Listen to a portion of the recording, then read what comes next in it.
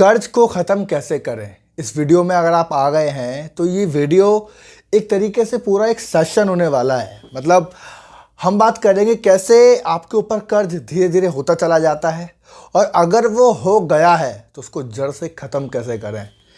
मैं कर्ज को एक बात बोलता हूँ, मेरा अपना एक ओपिनियन है। मैं कहता हूँ कर्ज होता है जो आपके सुकून को जड़ से ख़त्म कर देता है, आपकी जो खुशियाँ होती हैं उनको पूरी तरीके से ख़त्म कर देता है। हर महीने आपके ऊपर एक इतनी भारी चिंता होती है कि जिसकी वजह से आपके जो पल दो पल की खुशियाँ हैं ना वो छिन जाती हैं। ये कर्ज का इतना बड़ा रूप है। मैं इसको एक राक्षस के समान मानता हूँ कि भाई इंसान जाने अनजाने कई वजह होती हैं, या तो इंसान अपनी खुशियों की वजह से कर्ज ले लेता है या फिर कोई दुख उसके ऊपर आ जाते हैं, कुछ मजबूरियां उसके ऊपर आ जाती हैं। लेकिन एक बार जब वो हो जाता है ना तो उसकी बाद की ज़िंदगी जितनी ख़राब होती है तो ये तो उसी इंसान को मालूम है जिसने वो ले लिया है, चाहे वो किसी खुशी में ले लिया है या किसी दुख में ले लिया है। तो इस वीडियो में हम डिटेल में बात करेंगे। मैं उम्मीद करता हूँ कि ये वीडियो आपकी बहुत ज़्यादा हेल्प करेगी। ये वीडियो आपको ये बात सब कुछ समझाएगी कि कैसे आप कर्ज को ख़त्म कर सकते हैं। मैंने अपने ऊपर 17 लाख रुपए का कर्ज हो गया था अपने करियर के अंदर। मैं अपनी बहुत सारी वीडियोज़ में बताता हूँ। अभी इस उम्र के अंदर मैंने अपने बिजनेस में और अलग अलग तरीके बहुत कर्ज लिए थे और 17 लाख रुपए का कर्ज मेरे ऊपर हो गया था, जिसको मैंने ना सिर्फ ख़त्म किया बल्कि अपने लिए एसेट भी बनाए हैं और बहुत कुछ मैंने किया है। तो ये सब कुछ तो आपको इस वीडियो में चलेंगे ना तो आपको समझ में आना शुरू हो जाएगा।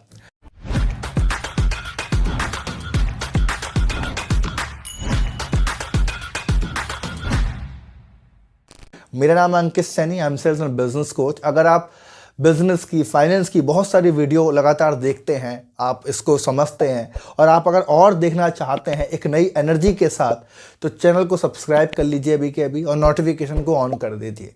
वीडियो अच्छी लगे कब लाइक करना है, कमेंट करना है, नहीं करना है ये बात की बात है भाई। अगर ये वीडियो आपकी हेल्प कर पाई तो आप खुद करेंगे और नहीं कर पाई तो कोई फ़र्क नहीं पड़ता सर। अगर आपकी हेल्प ही नहीं हुई तो लाइक करने का सवाल ही पैदा नहीं है, राइट।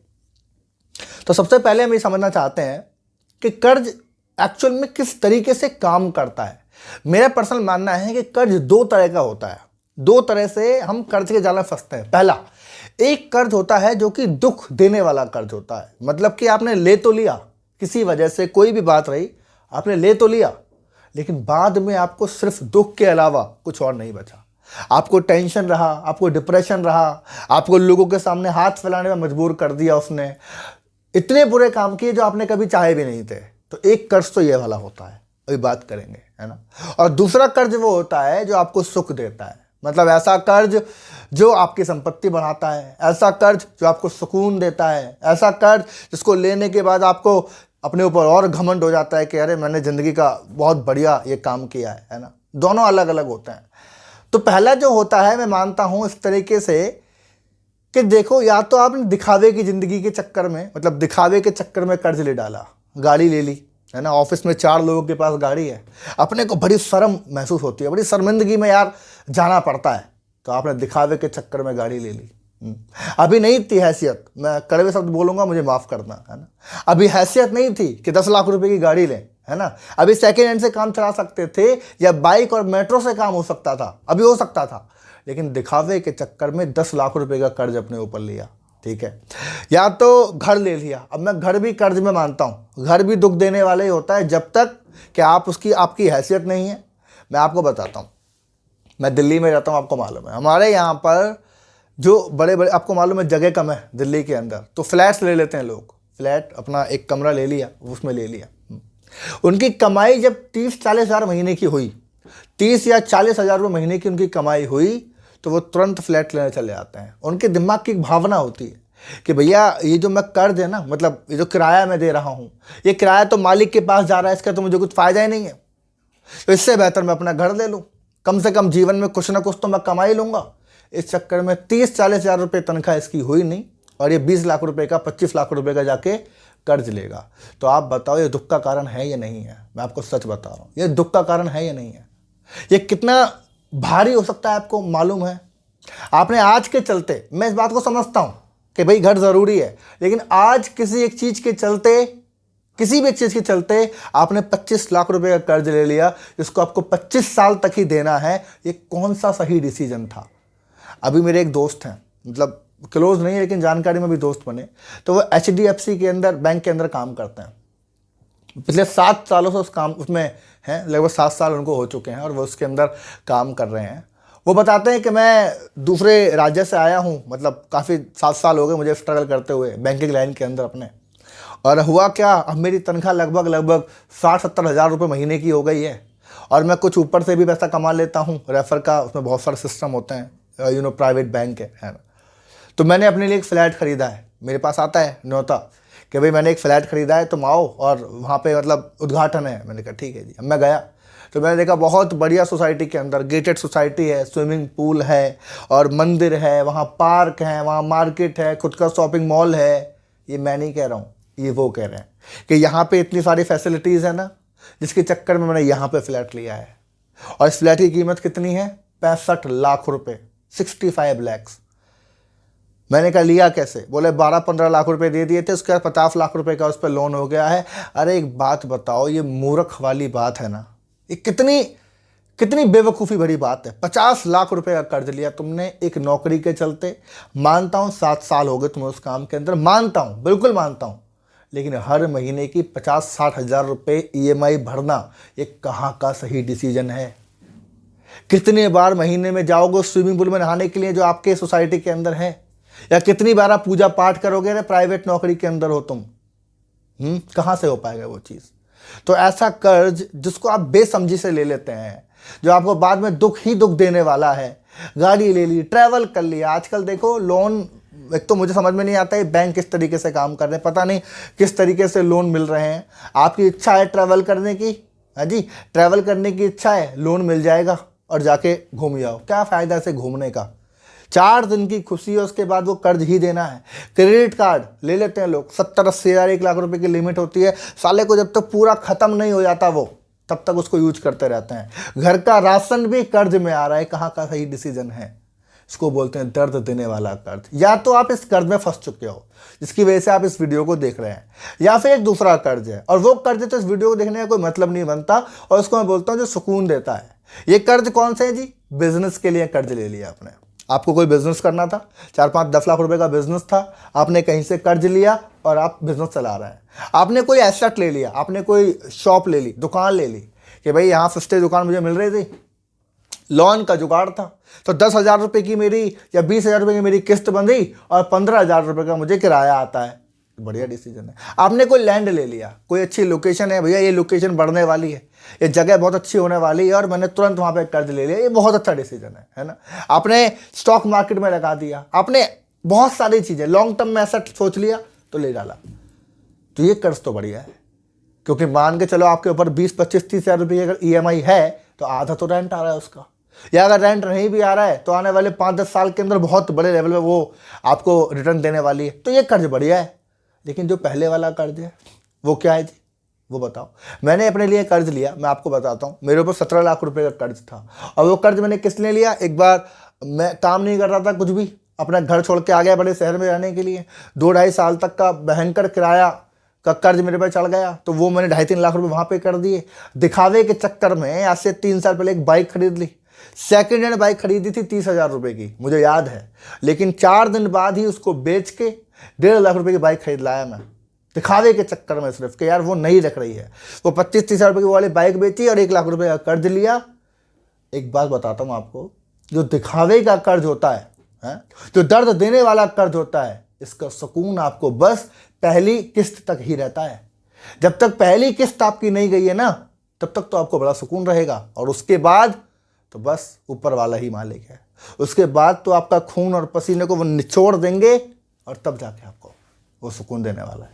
तो ये 2 तरह के कर्ज होते हैं, पहले समझ लो। ये आप मुझे कमेंट करके बता दो कि आपके ऊपर कौन सा कर्ज है जी, कौन सा वाला कर्ज जिसमें आप जूझ रहे हैं। या दर्द देने वाला ले लिया है क्या, या फिर बढ़िया वाला लिया है? बढ़िया वाला। इमरजेंसी को हटा देते हैं, 1% केस अलग है भाई, बीमार हुए घर में, इमरजेंसी हो गई, उसमें भी बुद्धि का ही खेल है। इमरजेंसी हुई तो हेल्थ इंश्योरेंस क्यों नहीं लिया था आपने, क्यों नहीं लिया था? तो वो अलग चीज़ है। लेकिन अभी इतना समझ लेते हैं कि इन 2 कर्ज में अगर आप हैं तो वैसे वीडियो आगे चल रहे हैं, आगे कुछ ना कुछ तो सॉल्यूशन मिलेगा आपको, लेकिन मुझे आप कमेंट करके बता दो कि आपके ऊपर कौन सा कर्ज है। आज की जो सुख है ना, इसके लिए जब भी आप कर्ज लेते हैं तो आपकी ज़िंदगी खराब ही होती है। आज का सुख में गाड़ी, आज का सुकून है ना, आज एकदम दिख जाएगी, आज एकदम ड्रिफ्ट मारेंगे, है ना, आज 4 लोगों को दिखाएंगे, आज स्टेटस लगाएंगे, आज 4 लोगों का धन्यवाद पाएंगे, है ना, आज का सुकून है। लेकिन बाद का दुख है। मोबाइल ले लिया, 25,000 के मोबाइल से काम चला सकते थे, लेकिन आईफोन लेके आना है जो 1.5 लाख रुपए का है, लेकिन फिर भी चलाना है वो चीज़। तो ये आज का सुकून है। आज के सुकून के मत पीछे मत भागना आपका भी। तो ये वीडियो का पहला लेसन तो इसको समझ लीजिए। एंड अब मैं कुछ आपको बताना चाहता हूं कि अगर आपके ऊपर कर्ज है तो कैसे इसको खत्म कर सकते हैं, क्या इसके प्रैक्टिकल समाधान हैं, ऐसे साधन के जिससे वो सच में खत्म हो जाएगा। इसकी टोपी उसके सर वाली कहानी नहीं चलेगी।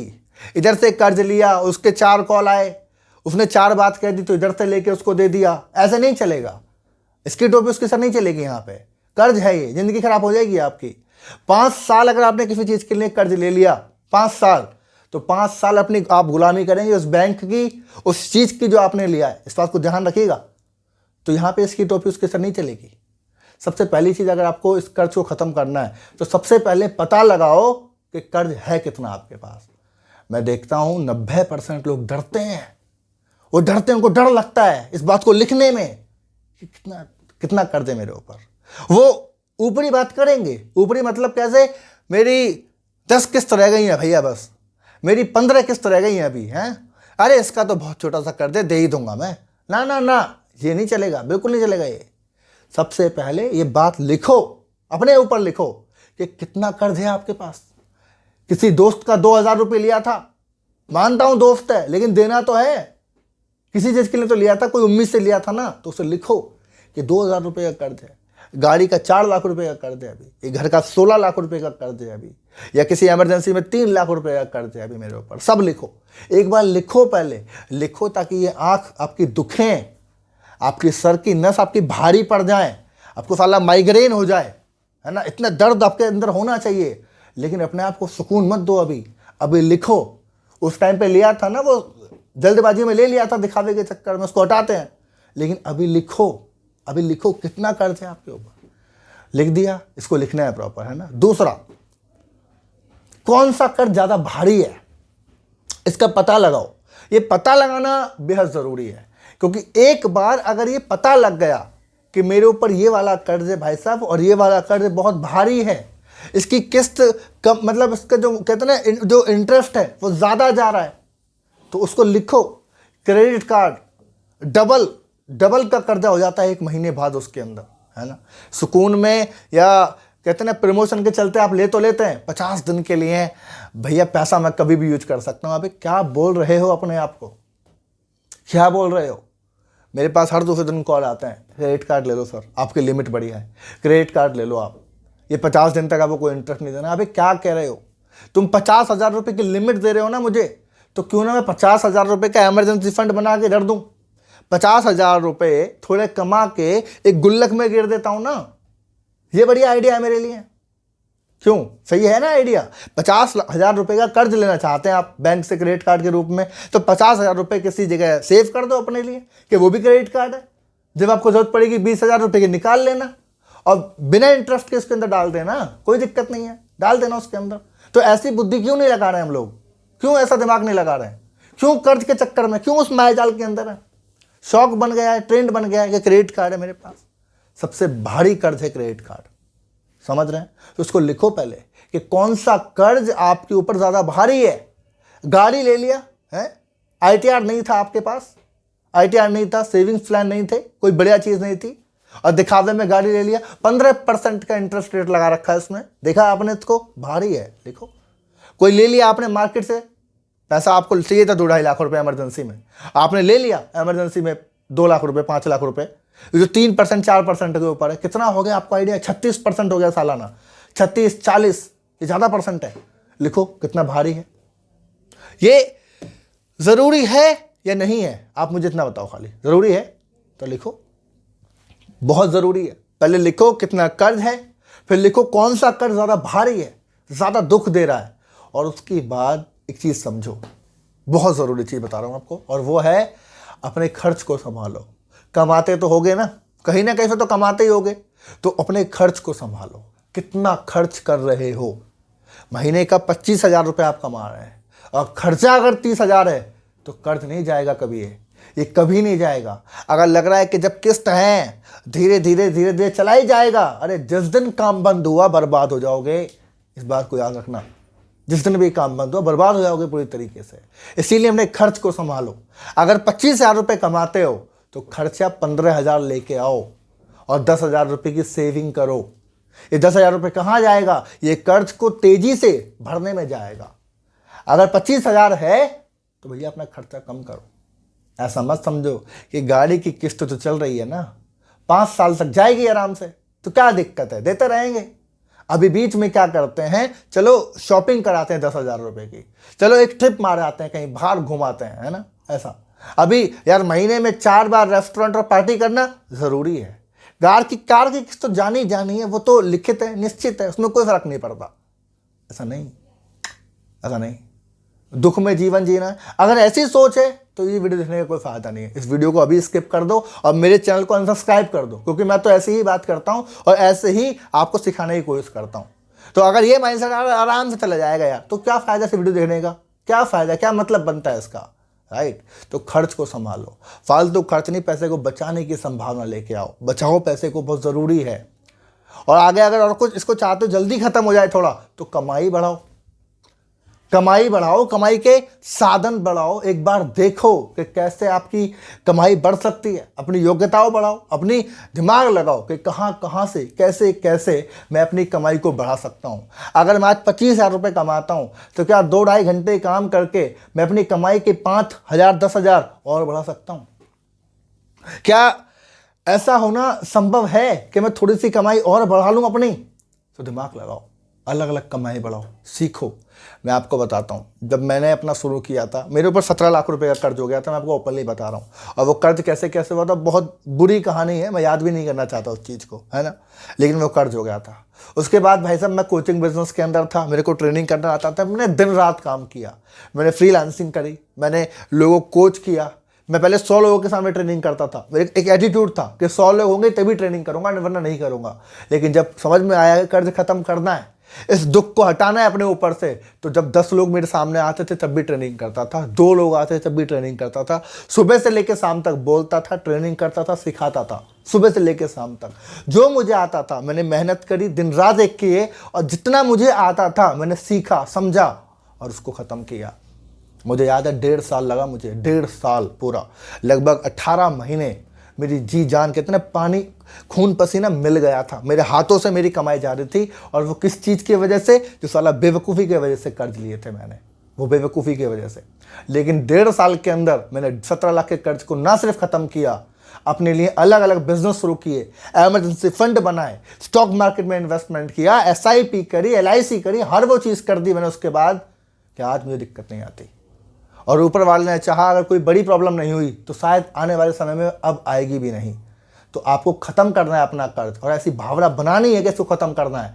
5 साल के कर्ज को साला 2 साल में ख़त्म करना है, 1 साल में ख़त्म करना है, ये ज़रूरी है। और एक चीज़ और बता के जाऊँगा आखिरी में, दैट इज़ एक एक करके ख़त्म करो। इस भावना को ऐसे मत लेके आओ कि आराम से 5 साल तक तो उसकी किस्त है, 10 साल की किस्त उसकी है, 2 साल की उसकी है, आराम से दे देंगे ना। एक एक करके जड़ से खत्म कर दो।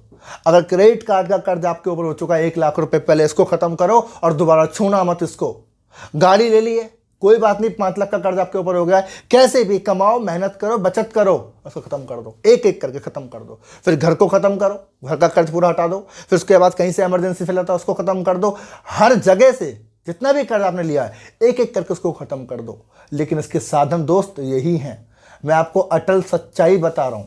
ये कोई ऐसी वीडियो नहीं है कि कोई क्लिक बेट वीडियो है कि यहां से क्लिक करो तो यहां से कमा लोगे और ये कर लोगे। ना ना ना, अगर आदत सही नहीं बनाई आपने, अगर अपनी सोच को सही नहीं बनाई, तो जिंदगी में कभी कामयाब नहीं हो पाओगे और ना ये कर्ज खत्म होगा। जैसे ये गाड़ी का खत्म हो जाएगा, साला अंदर से एक चीज आ जाएगी कि 10 लाख की गाड़ी है, अब 15 की खरीद लेता हूं, क्योंकि 10 लाख की भी तो खत्म ही कर दिया ना कर्ज।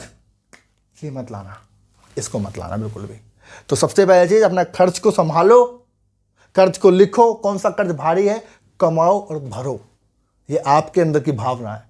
अगर इस भावना को मजबूत कर लिया आपने तो 100% आप आने वाले कुछ साल बाद एक तो मुझे धन्यवाद बोलेंगे और मुझसे ज़्यादा खुद को धन्यवाद बोलेंगे। ये आप ही उतारेंगे, आपकी जिम्मेदारी आप ही को उतारना है बस। तो वीडियो अच्छी लगी आपको अब तक तो एक काम करो, लाइक कर दो। अगर अच्छी लगे तो लाइक कर दो, नहीं लगे तो कोई दिक्कत नहीं है। किसी एक आदमी को शेयर कर दो जो कर्ज के अंदर है, पैसे की तंगी झेल रहा है, किस्त कमेटी भर रहा है वो सुबह से लेकर शाम तक, उसको एक आदमी को ये वीडियो भेज दो। आपकी वजह से हो सकता है उसकी ज़िंदगी सफल हो जाए। आने वाले 2 साल 3 साल के अंदर वो भी सुकून में जीना शुरू कर दो। उसको शेयर कर दो और कमेंट आपने ज़रूर करना है कि इस वीडियो से आपने क्या सीखा है, इस वीडियो में आप क्या चीज़ इंप्लीमेंट करना चाहते हैं, इस वीडियो में आपने आपका दिमाग खुला क्या, ये आप मुझे कॉमेंट कर दो। आप मुझे कमेंट करते हैं, मैं पढ़ता हूँ, मुझे अच्छा लगता है कि भाई मेरी बात आप तक पहुँच रही है। आप कमेंट करते हैं, खुद को कमिटमेंट करते हैं कि वीडियो देख लिया है, ऐसी 50 वीडियो नहीं देखूंगा, अब ख़त्म करूंगा कर्ज को, इसलिए इसको कमेंट अभी के अभी कमेंट कर दो।